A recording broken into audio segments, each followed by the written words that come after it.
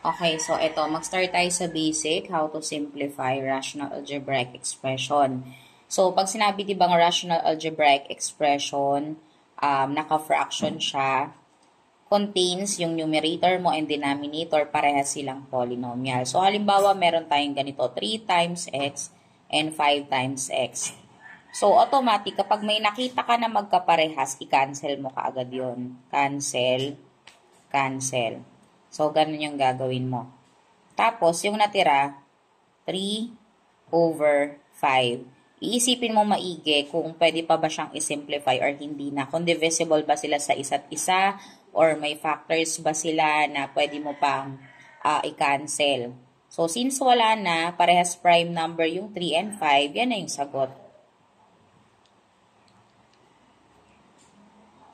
Example number 2. Halimbawa, meron tayong m times m plus 10 over m. So, alin yung magkaparehas?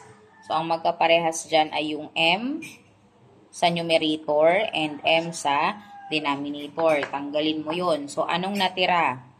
So, we have here m plus 10. Sa denominator, may natira ba? Wala. Pag walang natira sa denominator, ang matitira dyan ay 1. Ganon din sa numerator ha. Kapag walang natira sa numerator, lalagyan nyo ng 1. Tapos, isimplify natin to. M plus 10 over 1 is M plus 10. So, this will be your answer in number 2. Okay. Next. Number 3. If we have 5 times x minus 6 times the quantity of x minus 6 over 10x times x minus 6. Again, titingnan mo, may magkaparehas ba? Magkaparehas po yung x minus 6. So, cancelin natin ngayon yung x minus 6. Ayan, cancel. So, ang natira na lang po ay 5 over 10x. So, dun sa 5 over 10x, divisible pa ba sila? Okay. So, di ba yung 10, meron pa siyang factors na merong 5. So, ano yun? So, yung 5, yun na yan. Prime number yan. 5 over, anong factors ng 10 na may 5? So, we have 5 times 2. 5 times 2 times, ano yung meron tayong variable? X. So, ayan. So, nakita mo, meron ulit na nagkaparehas. Ano yung nagkaparehas? Yung 5. So, cancelin din natin yung 5. Ayan. So, wala nang natira sa numerator. Kagaya ng sabi ko kanina, pag walang natira sa numerator, anong ilalagay? 1. Over, anong natira sa denominator? 2 and x. So, ilalagay mo 2 times x, we have 2x. Pagsasamahin mo lang. Then, that will be the final answer. Next, example number 4. We have 2x cubed over x raised to 5. So, ganito lang ang gagawin natin. Yung 2, anong factors ng 2? 2 times 1 lang naman. So, ilagay mo na lang 2. Then, ilang x meron tayo? 3. So, times, gamit tayo ng tuldok lang, x times x times x. So, ayan, meron tayong 3x. Over, sa baba, ilan yung x natin? X raised to 5. So, we have x times x times x times x times x.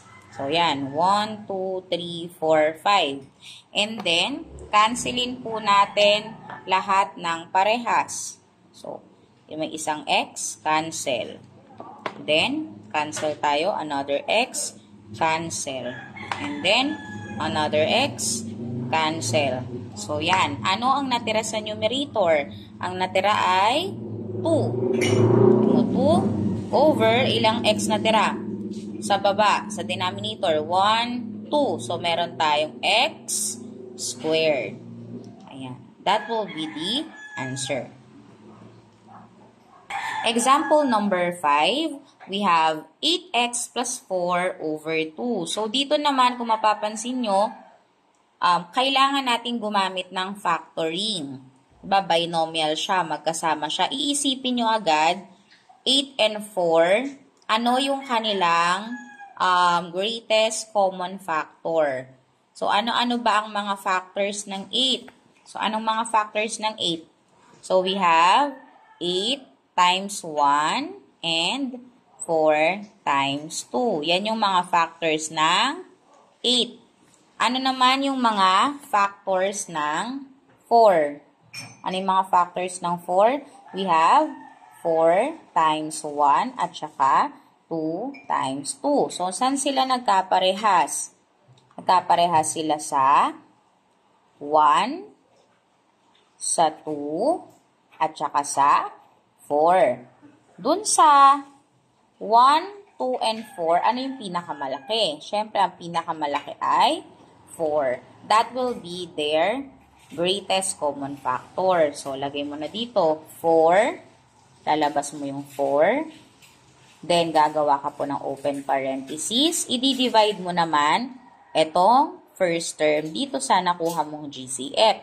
So, ito ha, i-divide mo to. Divide. Okay, 8x divided by 4. So, isulat natin dito. 8x divided by 4. So, 8 divided by 4, we have 2. Then, just copy x. So, meron tayo ditong 2x. Then, copy mo plus. O, ito naman. 4 divided by 4. So, the answer is 1 over 2. So, ayan. So, meron na tayong 4 times the quantity of 2x plus 1. So, kung mapapansin nyo, wala pa rin tayong pwedeng makancel, di ba? So, ang gagawin mo, yung 4 mo, pwede mo pa siyang i-factor out ng meron 2, di ba? So, galing yan sa 2 times 2. Tapos, kopyahin mo lang yung quantity 2x plus 1 over 2. So, ayan, meron ng magkaparehas. So, parehas yung 2 and 2. So, cancelin mo siya. Anong natira?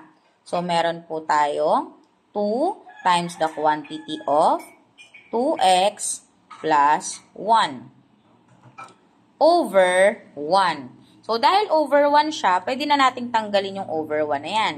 So, meron na lang tayong 2 times the quantity of 2x plus 1. Actually, pwede na itong sagot, pero dahil simplest form nga, kailangan pa rin na walang matitirang parenthesis dyan. So, kailangan i-simplify pa natin to. I-multiply mo naman to. 2 times 2x is 4x.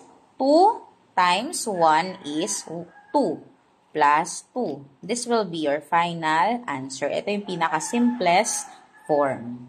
Example number 6. 2y plus 8 over 2. Ganun ulit. Kailangan mag-factor ulit tayo dito.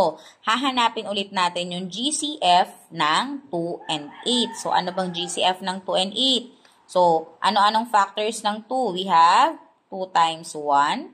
Ano-ano ang factors ng 8? We have 8 times 1.